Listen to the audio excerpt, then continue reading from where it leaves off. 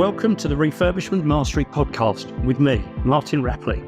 If you're a property investor who is worried about paying too much for your next property, concerned that you don't know how to manage a refurb, or scared that you will be ripped off by a builder, then this is for you. In this podcast, I share over 30 years of experience of managing refurbishments and conversions to help you make more profit, save your time, and ultimately enjoy the process. On with the podcast.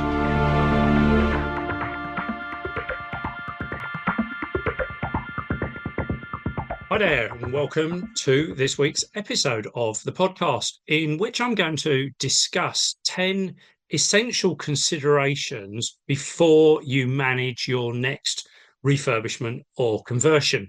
This is actually in the form of a checklist, so you may want to stop listening now and grab yourself a paper and pencil and just make a note of these 10 points, because effectively what I'm going to suggest is that you score yourself using this checklist to evaluate where the gaps in your knowledge are, so that you can you know exactly where to focus and where you can ultimately close up those gaps and get better at delivering your projects from start to finish.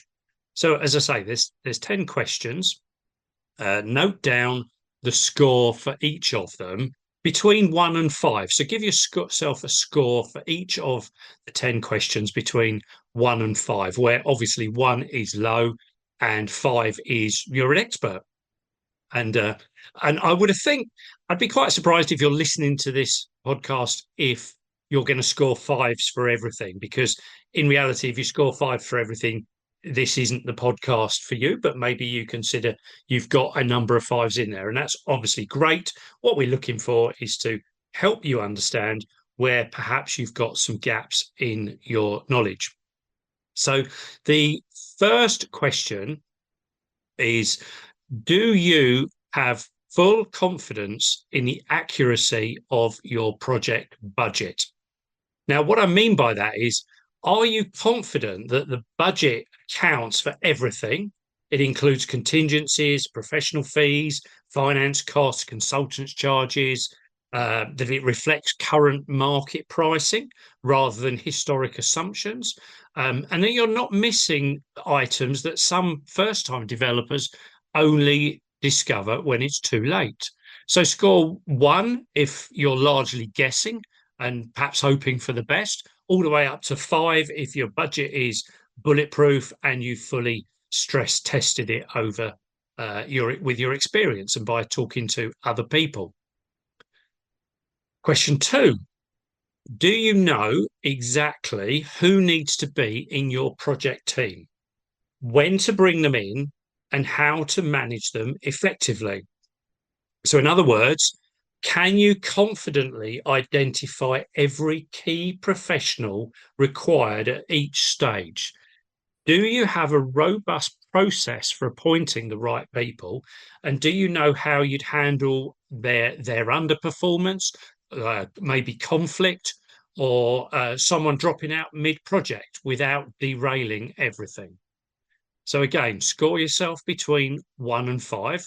1 is, I'm figuring this out as I go, all the way up to 5. I know exactly who I need, when, and how to manage them. I'm an expert. Question 3, do you know how to produce a schedule of works and tender a project in a way that protects you? So are you confident your schedule of works is clear enough for accurate pricing? It includes the critical details that are most often missed. It forms part of a proper tender pack and is strong enough to attract multiple quality contractors who actually want to price your project.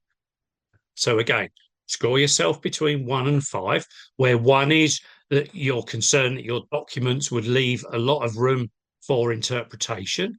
And 5, right up as an expert, a builder could price and build from them with no questions asked at all. Question 4, do you know how to properly vet contractors and assess whether they're truly reliable for your project? So could you compare tenders on a like-for-like basis? Could you spot hidden exclusions, ambiguities, find the red flags in there that are sometimes hidden? Could you check references, understand financial stability of a company in a way that is just beyond they came recommended by my mate? Again, score yourself 1 to 5. One is probably you would heavily rely on trust and recommendations. All the way up to 5 is that you have a clear process and can spot issues early. Question number 5. Do you know what terms to agree with a builder and how to put them into a contract that actually protects you? Do you know when a formal contract is essential and when it isn't? The biggest mistakes people make when using contracts, which terms are non-negotiable for your safety, and what your realistic options are if you ever need to enforce a contract that you've put in place. So score from 1 to 5 again. 1 is you wouldn't feel protected if things went wrong. Up to 5, you know exactly where you are and you know how to enforce it if necessary. Question 6. Do you know how to manage payments to your builder to minimize your financial risk? In other words, do you know how to avoid large upfront deposits, how to prevent a builder disappearing before completion with your money, how to calculate what is fair to pay at each stage, and how to structure payments in a way that also works along commercial finance or lender requirements? So score from 1 to 5. 1 is if you're nervous every time you make a payment, maybe up to 5 where you've got a structured payment process to protect you at every stage.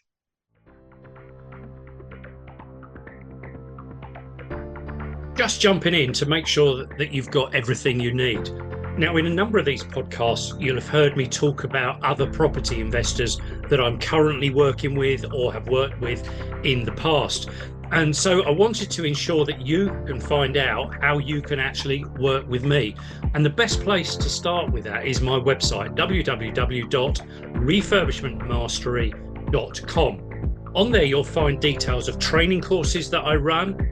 You'll find details about my community and also how you can work with me on a one-to-one basis when you are progressed far enough down the line. And then if you're not really sure what's right for you and how we can work together, then there's a button at the top. Just hit the button at the top that says book a call. It's absolutely free. It will take you to my diary, find a slot, and we'll be able to talk in the next couple of weeks. Remember, the website is refurbishmentmastery.com. I really look forward to helping you with a successful delivery of all of your projects. Now back to the podcast.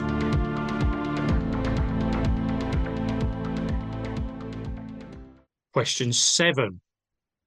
Do you know what actually causes delays to projects and how to spot them early?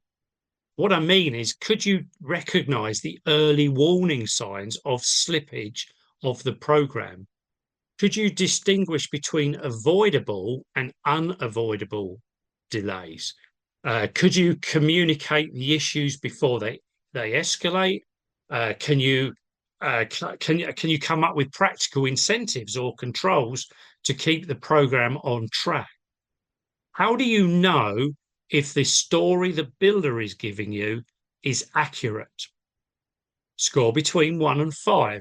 1, you'd only realize there was a problem once it was obvious, or up to 5, where you can spot and address delays before they escalate. Question number 8.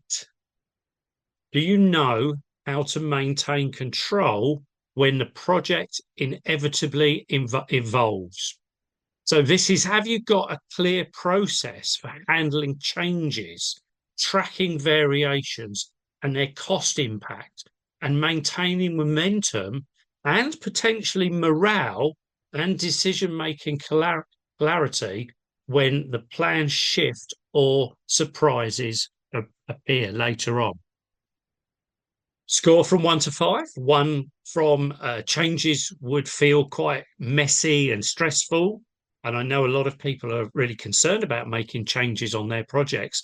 Up to 5, I can adapt whilst keeping full control of cost and momentum. Question 9. Do you fully understand your health and safety responsibilities as a property owner? And what I mean here is, are you clear on your legal duties, the documentation that is required, and the very real personal risk that you are taking on when you are managing these kinds of projects, including the fact that if things go seriously wrong, responsibility can sit with you, not the builder, and you could find yourself in a court situation. Score yourself 1 to 5. 1, if you haven't got any clear idea on what your responsibilities are, all the way up to fully understanding of your duties and how to protect yourself.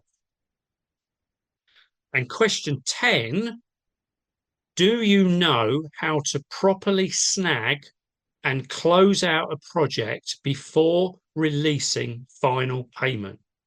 In other words, do you know how to keep snagging to a minimum, how to have a structured checklist to ensure that nothing is missed, and how to manage completion in a way that protects you before any remaining money leaves your bank account?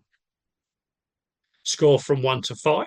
If you're really worried about missing things out and inadvertently paying the builder too early, that's perhaps a 1, all the way up to having a clear, controlled closeout process. There we go. We've got 10 questions there, which hopefully you've scored them all between 1 and 5. Have a look at the scores that you've got. If they're mostly 1s, 2s, 3s, maybe even 4s, then your next project is likely to cost you more than it should, or perhaps take longer, or perhaps just cause you a whole heap of stress. Ultimately, I focus there on 10 significant elements of delivering a project. And if you've got some big gaps because you've got some 1s, 2s, and 3s, then I would encourage you to plug up those gaps. Now, the likelihood is that there's a podcast somewhere on this channel that talks about those gaps. I've covered most of these things in other podcasts in the past, and by listening back to those podcasts, you'll get some additional guidance and understanding, and maybe realize that you know a little bit more than you thought, which would be a great thing. Or maybe you believe you can take your score up a little bit more after listening to that podcast. But realistically, you should be aiming for as many 5s and perhaps 1 or 2 4s as you possibly can, because anything else, as I say, could cause you some stress somewhere along the way. 2 things to leave you here. First of all, have a look at the show notes. I've put in there a link where you can actually get all of these questions in a PDF document. So you can print it out, you can fill it out yourself, you can monitor your progress, and you can refer back to a hard copy. So just look in the show notes. There'll be the link to be able to download that PDF and get a full copy for yourself. It's only 3 pages, so it's not an enormous document, but it will help you consider your next project.